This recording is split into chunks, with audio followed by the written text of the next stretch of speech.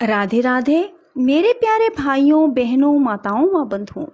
आज मैं आपके लिए लाई हूँ श्री स्कंद पुराण की कथा। बंधुओं, जिसे सुनने मात्र से भगवान की आप पर अपार कृपा होगी। बंधुओं, स्कंद पुराण की कथा को जब भी सुने, पूरी सुने।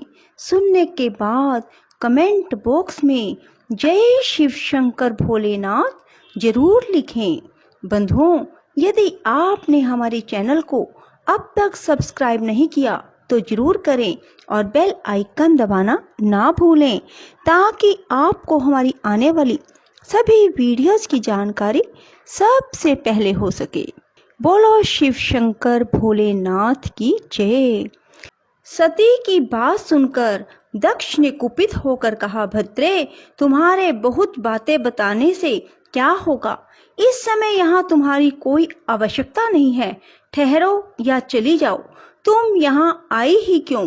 तुम्हारा पति जो शिव कहलाता है, अमंगल का मूर्तिमान स्वरूप है, कुलीन भी नहीं है, वेद से बहिष्कृत है। वह भूत प्रेत पिशाचों का राजा है। इसीलिए इस यज्ञ के निमित्त उसको आमंत्रित नहीं किया गया। विश्व वंदिता सती अपने पिता को शिव की निंदा में संलग्न देख अत्यंत क्रोध में भर गई और सोचने लगी, जो महादेव की निंदा करता है, जो उनकी निंदा होती देख चुपचाप सुनता है, वे दोनों नरक में जाते हैं और जब तक सूर्य चंद्रमा की स्थिति है तब तक उस नरक में ही पड़े रहते हैं। अतः अब मैं इस देह को त्याग दूंगी, अग्नि में प्रवेश कर जाऊंगी। इस प्रकार विचार करती हुई सती शिव रुद्र आदि नामों का उच्चारण करने लगी और अग्नि में प्रवेश कर गई। यह देख उनके साथ आए हुए समस्त शिवगण हाहाकार करने लगे। ऋषि इंद्र आदि देवता, मरुदगण, विश्वदेव, अश्विनी कुमार, संपूर्ण लोकपाल अवाक हो गए। दक्ष यज्ञ में सम्मिलित हुए सभी ऋषि मुनि इस घटना से भयभीत हो उठे। इसी बीच में महात्मा नारद जी ने महादेव जी के पास जाकर दक्ष की सारी करतूत कह सुनाई। सुनकर भयंकर पराक्रम प्रकट करने वाले परम क्रोधवान जगदीश्वर भगवान रुद्र बहुत ही कुपित हुए। लोक संहारकारी रुद्र ने अपनी जटा उखाड़कर उसे पर्वत के शिखर पर क्रोध पूर्वक दे मारा। जटा उखाड़ने से महायशस्वी वीरभद्र प्रकट हुए, साथ ही करोड़ों भूतों से घिरी हुई काली का भी प्रकट हुआ। महात्मा रुद्र के क्रोध और निश्वास से सैकड़ों प्रकार के ज्वर, 13 प्रकार के सन्निपात रोग उत्पन्न हुए। वीरभद्र ने भयंकर पराक्रमी रुद्र से निवेदन किया, प्रभो शीघ्र आज्ञा कीजिए, इस सेवक से क्या काम लेना है। भगवान रुद्र ने आज्ञा दी, महाबाहु वीर, शीघ्र जाओ और दक्ष यज्ञ का विनाश करो। देवाधिदेव शूलपाणी महादेव जी की यह आज्ञा शिरोधार्य करके महातेजस्वी वीरभद्र समस्त भूतों से घिरे हुए दक्ष यज्ञ की ओर चल दिए। उनके साथ कालिका देवी भी थी। उसी समय दक्ष के यहाँ सहसा अपशगुन प्रकट होने लगे। धूल और कंकड़ों से भरी हुई रुक्ष वायु चलने लगी। मेघ रक्त की वर्षा करने लगे। संपूर्ण दिशाओं में अंधकार छा गया। पृथ्वी पर सहस्त्र उल्कापात होने लगे। इस प्रकार के अनिष्ट सूचक उत्पात वहां देवता आदि को दिखाई दिए। दक्ष को भी बड़ा भय हुआ। वे भगवान विष्णु की शरण में गए और विनय पूर्वक कहने लगे, महाविष्णु, आप हमारे परम गुरु हैं, रक्षा कीजिए, रक्षा कीजिए सुरश्रेष्ठ, आप ही यज्ञ हैं, इस महान भय से मुझे मुक्त कीजिए।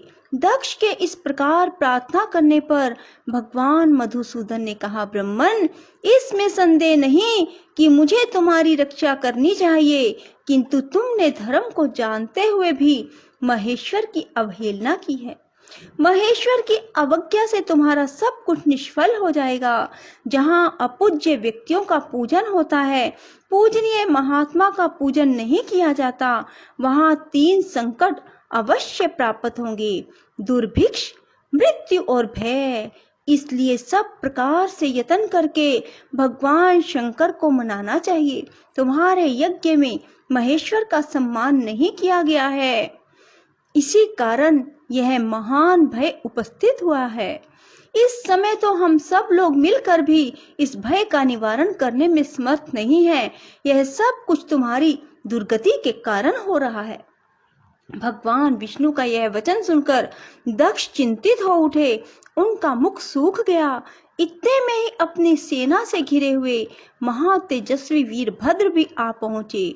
उनके साथ काली, कात्यायनी, ईशानी, चामुंडा, मर्दिनी, भद्रकाली, भद्रा, त्वरिता तथा वैष्णवी, ये नव दुर्गाएं तथा भूतों का महान समुदाय भी था। शाकनी, डाकिनी, भूत, प्रमथ, गुहक, कुष्मांड, करपट, वटुक, ब्रह्म राक्षस, भैरव, क्षेत्रपाल, राक्षस, यक्ष, विनायक तथा 64 योगिनियों का मंडल, ये सब उस महान प्रकाश में यज्ञ मंडप में सहसा प्रकट हो गए। भगवान शंकर के उन पार्षदों ने देवताओं के साथ युद्ध किया। लोकपालों सहित देवताओं ने भी शिव गणों पर अस्त्र शस्त्रों से प्रहार किया। यद्यपि वे लाखों की संख्या में थे, तथापि इंद्र आदि लोकपालों ने उन्हें रण से विमुख कर दिया। उस समय देवताओं की विजय और यजमान के संतोष के लिए महर्षि भृगु ने शिव गणों के प्रति उच्चाटन का प्रयोग किया। इसी से उस समय देवता विजयी हुए। अपने सैनिकों की पराजय देखकर वीरभद्र को बड़ा क्रोध हुआ। उन्होंने भूतों, प्रेतों, पिशाचों को पीछे करके विषभस्य को आगे किया और स्वयं भी आगे आ गया। महाबली वीरभद्र ने एक तीक्ष्ण त्रिशूल हाथ में लेकर देवताओं, यक्षों, पिशाचों, गुहकों और राक्षसों को भी उस युद्ध में मार गिराया। समस्त शिवगणों ने शूल के आघात से देवताओं को गहरी चोट पहुंचाई। फिर तो संपूर्ण देवता पराजित होकर भागने लगे। सब ने एक दूसरे को छोड़कर स्वर्ग की राह ली। केवल इंद्र आदि लोकपाल ही विजय के लिए उत्सुक होकर वहां खड़े रहे। वे बारंबार बृहस्पति जी से पूछते थे, गुरुदेव हमारी विजय कैसे होगी?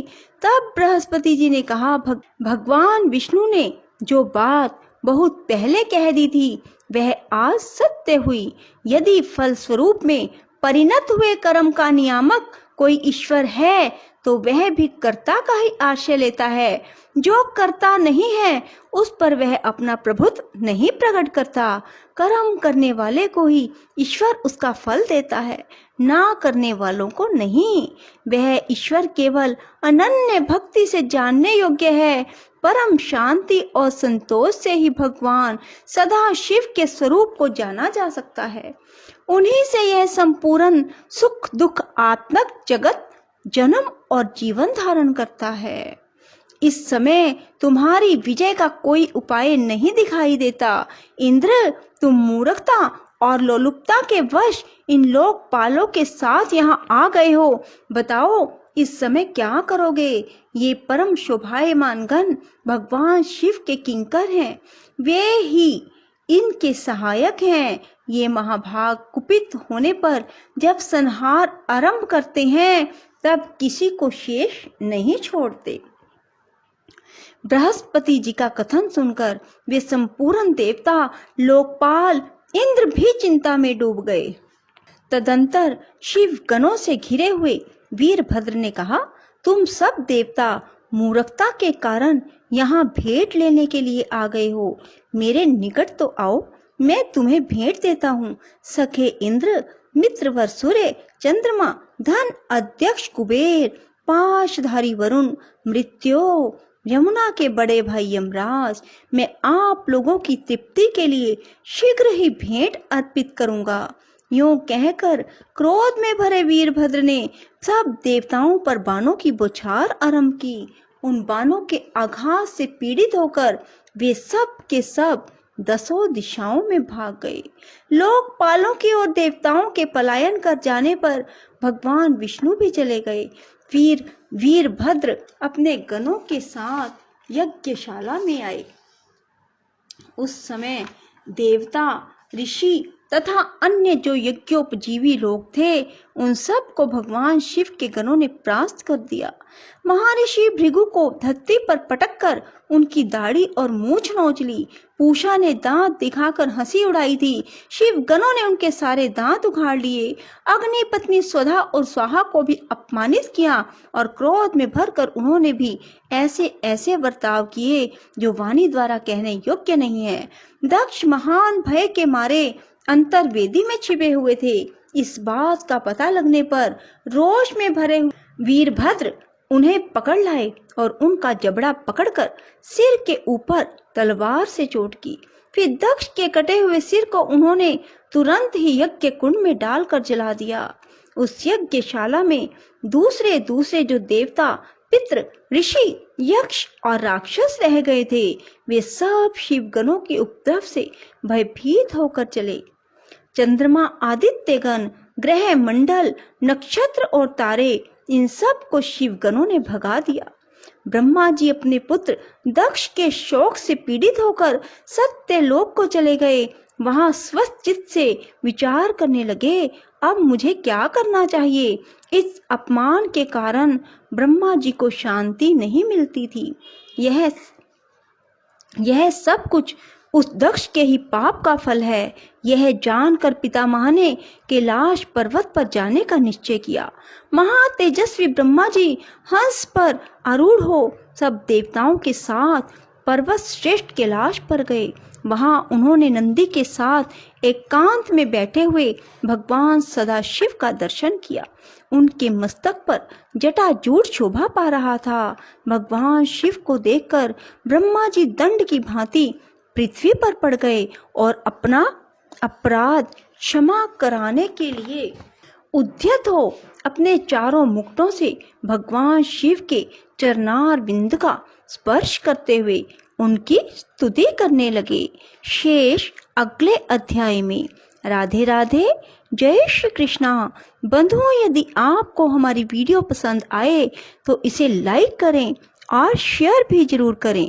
धन्यवाद।